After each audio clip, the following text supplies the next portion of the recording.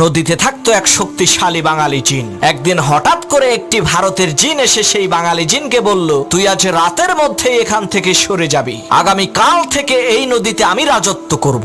ভারতের জিনের এই ধমকি শুনে বাঙালি জিনটি একটি জেলের কাছে গিয়ে বলল, ভাই তুমি যে এই নদীতে মাছ ধরো, আজ পর্যন্ত আমি কি তোমাকে কোনো কষ্ট দিয়েছি? জেলে বলল, না তা তো দেন নাই। তখন সেই বাঙালি জিন বলল, তাহলে আজ রাতে তুমি আমাকে একটু সাহায্য করবা, আমি ভারতের এক জিনের সাথে লড়াই করব। তখন আমি তোমাকে ডাক দিয়ে বলবো, বড় ভাই আপনি আসেন। তুমি তখন বলবা, ওরে ধর আমি আসতেছি। জেলে বলল, ঠিক আছে। কথা অনুযায়ী রাতের বেলা বাঙালি জিন আর ভারতের জিনের মধ্যে তুমুল লড়াই শুরু হয়ে গেল।